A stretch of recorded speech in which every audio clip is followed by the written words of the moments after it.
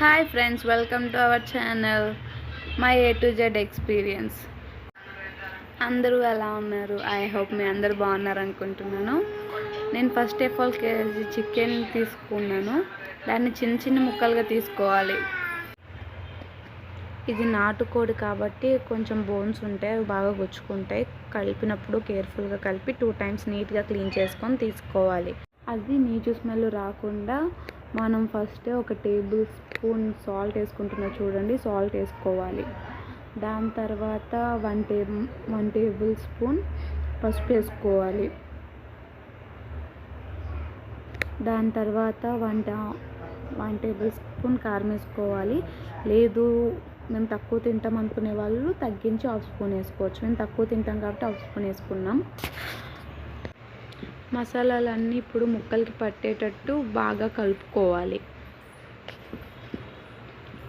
ప్రతి ఒక్కొక్క ముక్కకు పట్టాలి మసాలా అన్నది, లేకపోతే మళ్ళీ స్మెల్ లాంటిది ఉండిపోతుంది. అందుకని కొంచెం 5 minutes అలా నీట్గా కలుపుకొని దాని తర్వాత దాన్ని పక్కకు ఒక అరగంట ఉంచుకోవాలి. అంత టైం లేదు అనుకున్న వాళ్ళు అలానే చేసుకున్నా పర్లేదు. 2 పెద్ద సైజు ఆనియన్స్ తీసుకోవాలి. కొందరికి ఈ విషయం తెలియదేమో అని చూపిస్తున్నాను అంతే. ఆనియన్ పైన బ్లాక్గా ఉన్న వాటిని వాష్ చేసుకొని, లేకపోతే ఆ పైన తొక్కను తీసేయాలి. తర్వాత 2 ఆనియన్స్ని చిన్న ముక్కలుగా కట్ చేసుకోవాలి. 3 మిర్చి, 1 రెప్ప కరివేపాకు తీసుకోవాలి. తర్వాత స్టవ్ పైన కుక్కర్ పెట్టుకోవాలి. దానిలో ఆయిల్ వేసుకోవాలి. చికెన్ కాబట్టి కొంచెం ఎక్కువ వేసుకోవాలి ఆయిల్. లేదు తినము అనుకుంటే కొంచెం తక్కువ వేసుకున్నా పర్లేదు. తర్వాత ఇప్పుడు చూపిస్తున్నవి దానిలో యాడ్ చేసుకోవాలి. చూపిస్తున్నా కదా, అవన్నీ దానిలో యాడ్ చేసుకోవాలి. యాడ్ చేసుకొని ఒక 2 minutes అయిన తర్వాత దానిలో ఆనియన్స్, మిర్చి వేసుకోవాలి. అవి కొంచెం 2 minutes అయితే మగ్గుతాయి. ఆ మగ్గినంత వరకు మనం వెయిట్ చేసి దాని తర్వాత 1 రెప్ప కరివేపాకు దానిలో యాడ్ చేసుకోవాలి. దాన్ని కూడా కలిపి ఒక 2 minutes లేదా 1 minute అయిన తర్వాత దానిలో జింజర్ గార్లిక్ పేస్ట్ని మనం యాడ్ చేసుకోవాలి.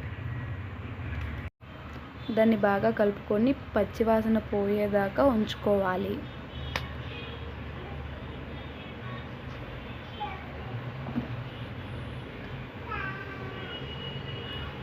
ఆనియన్స్ కూడా ఇంకా బ్రౌనిష్ షేడ్లోకి వచ్చేసాయని మనకు అనిపించినప్పుడు దానిలో చికెన్ యాడ్ చేసుకోవాలి. నేను 1 kg చికెన్ తీసుకున్నాను కదా, దీనికి పర్ఫెక్ట్ కొలతలతో నేను ఎంతెంత వేసుకోవాలి, ఉప్పు, కారం, పసుపు అనేది చెప్తాను. దీన్ని ఇప్పుడు బాగా కలుపుకోవాలి. ఆనియన్స్ ఉన్నాయి కదా కింద, అవన్నీ అన్నిటికీ కలిసేటట్టు బాగా కలుపుకోవాలి. తర్వాత మనం దీనిలో 1.5 teaspoon సాల్ట్ యాడ్ చేసుకోవాలి. తర్వాత 1/2 teaspoon టర్మరిక్ పౌడర్ యాడ్ చేసుకోవాలి, అదే పసుపు. చిల్లీ పౌడర్, కారం 1 teaspoon యాడ్ చేసుకోవాలి. మన టేస్ట్కి తగినంత, కొందరు కారం ఎక్కువ తినేవాళ్ళు 1.5 spoon యాడ్ చేసుకోవచ్చు. స్టార్టింగ్లో మనం కారం యాడ్ చేసుకున్నాం, అది కూడా దృష్టిలో ఉంచుకొని యాడ్ చేసుకోవాలి. నెక్స్ట్ నేనైతే 6 pieces లేకపోతే 7 pieces కాజూస్ తీసుకొని బాగా మిక్సీ చేసి ఆ పేస్ట్ని యాడ్ చేసుకుంటున్నాను. ఇలా అయితే గ్రేవీ బాగా వస్తుంది. బ్యాచిలర్స్కి వాళ్ళకి గ్రేవీ ఉంటేనే ఈజీ అవుతుంది, రసం అవి పెట్టుకోరు కాబట్టి. సో నేను అలాంటి వాళ్ళ కోసం ఈ వీడియో చేస్తున్నాను. తర్వాత టమాటాలు యాడ్ చేసుకోవాలి. అది కూడా టమాటాలు ఒకే దగ్గర వేస్తే మనకి అవి బాగా మగ్గిన తర్వాత మ్యాష్ చేసుకోవడానికి ఈజీగా ఉంటుంది.